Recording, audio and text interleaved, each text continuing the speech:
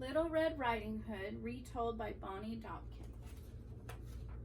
Once upon a time, a little girl lived with her mother and her brother in a small cottage by the edge of the forest.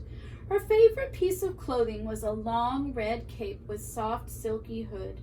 She wore it so often that everyone called her Little Red Riding Hood.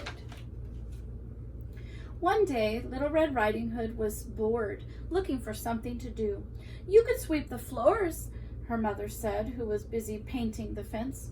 "No," said Little Red Riding Hood, "I don't think that's what I want to do." "You could help clean the yard," said her brother, who was busy chopping wood. "No," Little Red Riding Hood said, "I know that isn't what I want to do." "Then you could visit your grandmother," said her mother. "You're old enough to go by yourself, and you haven't seen her for weeks." "That's exactly what I want to do," said Little Red Riding Hood. "Grandmother lives on the other side of the woods. It will be an adventure." So Little Red Riding Hood's mother packed a basket full of treats for the girl to take to her grandmother.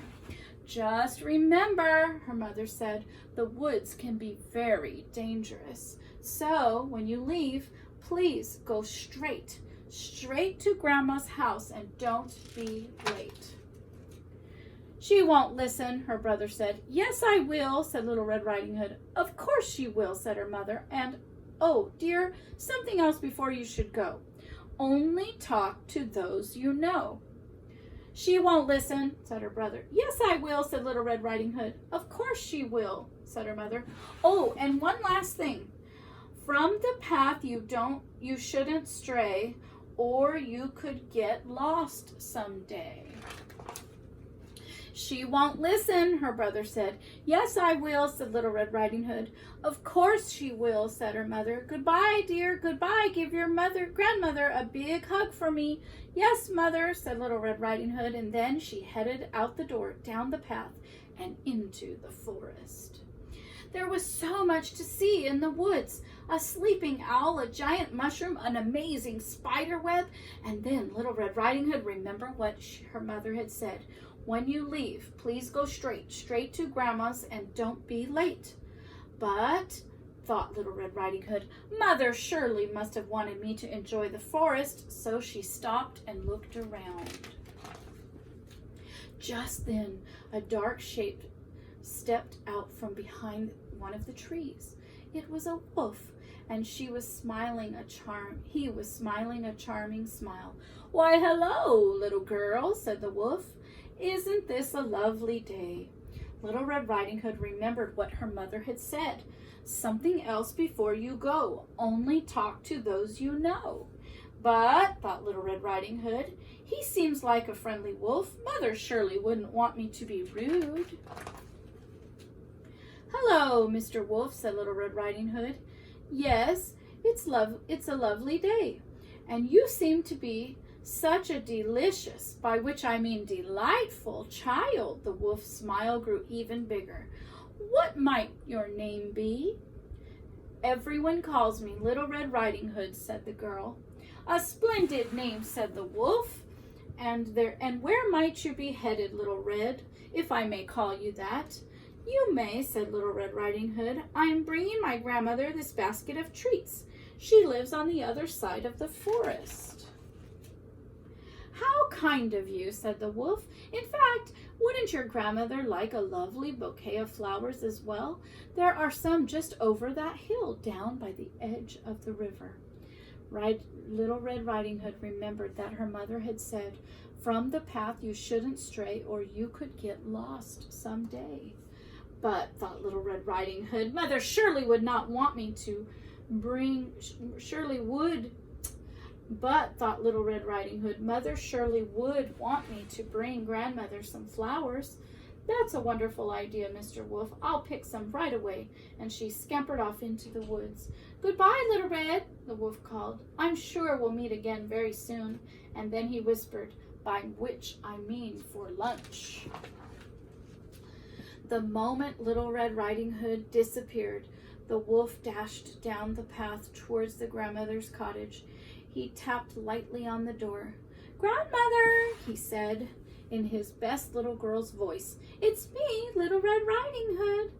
"Little Red, really? How wonderful." Grandmother flung open the door. "Wait," she said, "you're not Little Red Riding Hood." "Sadly, no," said the wolf, "by which I mean goodbye." And he swallowed up the grandmother in one big gulp. "And now," said the wolf, patting his stomach, "I'll wait here for dessert." Some time later, Little Red Riding Hood came out of the woods, and she was dirty and rumpled, and there were burrs in her hair. "It was much harder to find the path again than I thought it would be," she said. She was surprised to find her grandmother's door wide open. She stepped inside. "Grandmother, are you home?" "Yes, dear," came a scratchy voice from the bedroom. "I'm in bed. I'm afraid I have a nasty cold." Red Riding Hood followed the voice into the bedroom. The curtains were closed and it was very dark. Grandmother was wearing a floppy nightcap, and blankets were pulled up over her nose. Red Riding Hood moved towards the bed, and Grandmother's eyes looked very odd. "Why, Grandmother," she said, "what big eyes you have." "The better to see you with, my dear. Come closer so I can give you a hug." Red Riding Hood took another step and saw two odd triangles poking under the nightcap. "And Grandmother, what big ears you have." "The better to hear you with, my dear. Can you come a little bit closer still?" Just then the blanket slipped from the grandmother's face, revealing 2 rows of very sharp teeth. But Grandmother," Little Red Riding Hood said, "what big teeth you have." "The better to eat you with," roared the wolf, and he leaped out of Grandmother's bed. Red Riding Hood screamed. She ran out of the bedroom, through the main room, to the kitchen, slammed the doors behind her. She clambered into a cupboard and yanked the door shut. "Oh, why did I not listen to Mother?" she thought. "If I had not stopped in the woods, I would not have met the wolf. If I would have not talked to the wolf, I would not have left the path. And if I would have not left the path, I would have not been late to Grandmother's house. Then none of this would have happened." In the kitchen, she could hear the wolf calling to her. "Where are you, Little Red?" he said. "There's no need to hide, by which I mean I am going to find you and eat you no matter what." Just then, something crashed. A voice yelled. Dishes smashed. The sounds got louder and louder and wilder and wilder. And then everything was quiet.